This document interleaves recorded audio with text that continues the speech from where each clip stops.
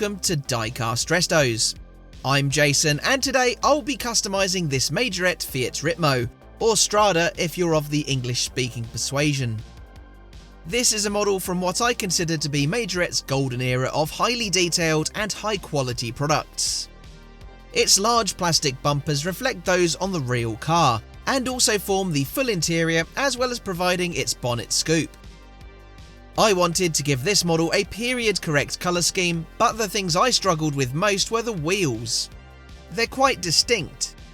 While there were other styles available, these were definitely the most common. To replicate them, I will be simply drawing the design onto some 3D printed disc wheels.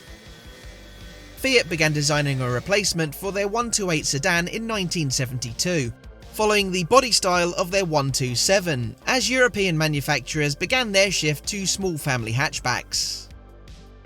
It was given the project codename 138, though Fiat decided to give the car a new name, Ritmo, Italian for rhythm. In the UK, US and Canada, it would be known as the Strada, Italian for road. For the purposes of this video, I'll refer to it as Ritmo, since that is what is printed on the base of the model, though I certainly only ever knew these as Stradas.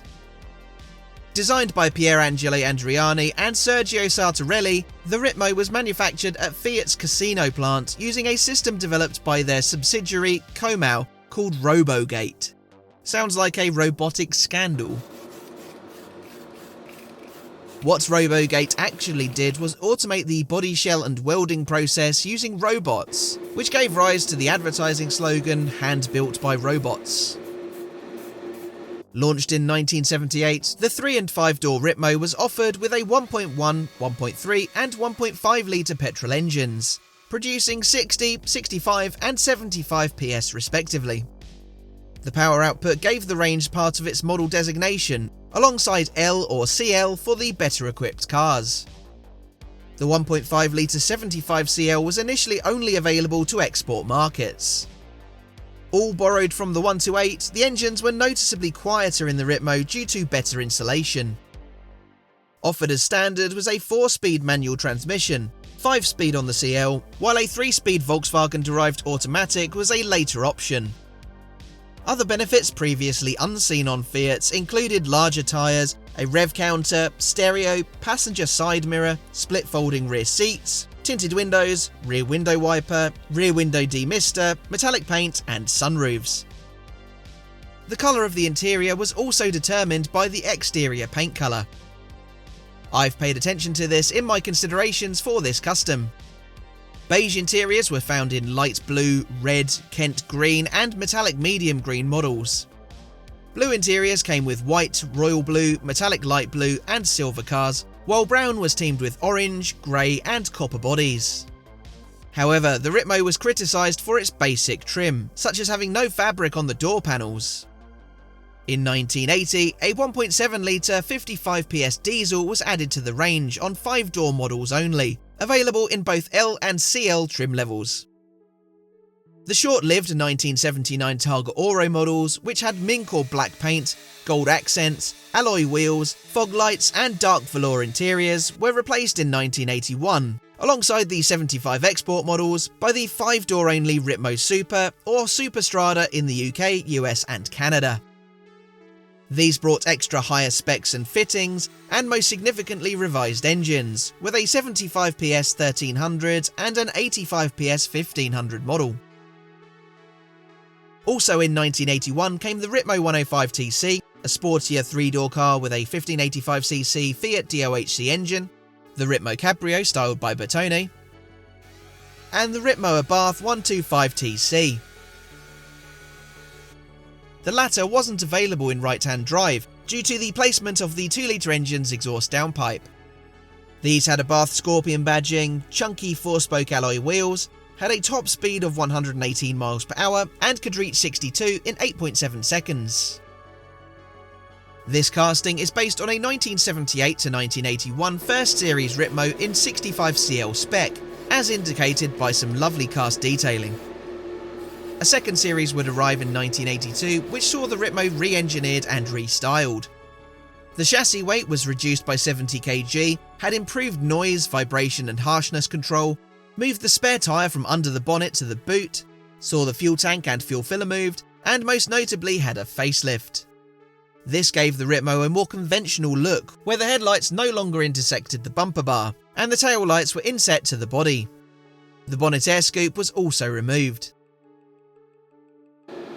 The North American market saw the Strada discontinued at the end of the 1982 model year. Similar to the X19, after 1982, the Cabrio Ritmo was sold as a Bertone rather than as a Fiat. Energy-saving versions and the Abarth 130TC were added in 1983, while a sedan version would also be launched called the Regatta. A station wagon called the Regatta Weekend would follow in 1984. A further facelift came in 1985 for the 3rd Series Ritmo, distinguishable by their rectangular door handles on the 5-door models. The 3-door cars retained the circular type. The front and rear bumpers were again restyled, but by this stage, Ritmo and Strada sales were in decline outside Italy, due to its reputation for unreliability and rust, plus the increasing number of its competitors. The Ritmo's falling popularity was offset somewhat by the rise of Fiat's Uno Supermini, but it was eventually replaced in 1988 by the Tipo, after just shy of 1.8 million Ritmos had been built. Aside from the UK and North American Strada derivatives, which were simply differences in naming conventions, there was also a Spanish cousin. SEAT had been a Fiat licensee beginning in 1948. They manufactured clones of the Italian cars, and from 1979 to 1982 did just that with the Ritmo. These were fitted with license-built pushrod engines from the old Fiat 124. However, this partnership began to dissolve in 1982, which coincided with a new SEAT logo and a new car, the SEAT Ronda. The Ronda was heavily reliant on the Ritmo's underpinnings, but it had a more rectangular exterior. An intellectual property dispute arose, which was resolved by the Arbitration Chamber of Paris in 1983. This found the Ronda sufficiently different from the Ritmo, much to the frustration of Fiat. The Ronda would continue to be built up until 1986. The Ritmo name was revived after 20 years in 2008 for the Australian market, where the local Fiat importer rebadged the Bravo, since Mazda had the rights to the Bravo name there. It was discontinued in 2009 due to slow sales. The Strada name was also revived in the Latin American market on a coupe utility vehicle built by Fiat in Brazil. Production of these continues to date. The Majorette model was introduced 3 years after the Ritmo in 1981, perilously close to the car's distinct facelift, which often means models like this are short-lived. 1981 issues were red-bodied cars with clear, light blue or amber-tinted transparencies. In 1982, it was recoloured orange like mine was, before it returned to red between 1983 and 1986, with black Abarth 2000 tampos to each side. A similar design, but in yellow, was available in 1985. It was later produced by Globe Toys in an identical fashion to the 83 to 86 red models, except for its 8-dot instead of 3-spoke wheels. While these majorettes replicate a 5-door Ritmo 65TC, Hot Wheels did briefly produce a 3-door car in 1983. I'm yet to get my hands on one of these, but this was very much based on the Abarth version, with an extra boot-lid spoiler. All were painted metallic silver with either a black or silver metal base, and could also have Abarth 2000 tampos to each side. Interiors were brown or tan. These models were only available outside of the US, and simply had Fiat cast onto the underside. The cards had Fiat Ritmo with Strada in brackets printed on them.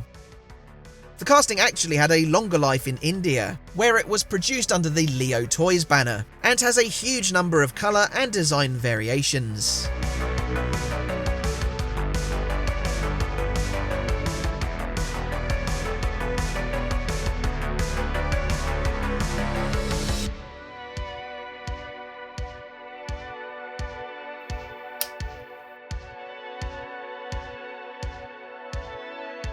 So this was how my Majorette Fiat Ritmo was looking. Produced in 1982, the same year the real car had a significant facelift, This model replicates the 4 years the Ritmo, or Strada depending on where you are, had a distinct face with its headlights intersecting the bumper bar. I've wanted to customise this casting for a while, though I struggled for wheels for it. So I decided to effectively create my own using a blank set of disc rims, and here's how it looks wearing them. I've gone for an authentic combo of light blue with its matching beige interior, as outlined earlier on. Authenticity is what I aim for after all. There was little I needed to do with the plastic piece aside from recolouring the interior section. Just a hint of detail for the front turn signals and rear clusters. As I said, I had to effectively draw the design onto the flat disc wheels, and I'd like to know what you think of this solution. Let me know by leaving a comment. I really like the cast detail like the badges and door handles, and the unique fascia moulding really makes this majorette something special. As I said right at the start, it's from the golden age of majorette. If you've enjoyed this one, be sure to subscribe and leave a like. Tell me if you want to see me do the Hot Wheels Model 2, if I can get my hands on it. But all that leaves me to say is thanks for watching, and I'll see you again for the next one. Bye for now.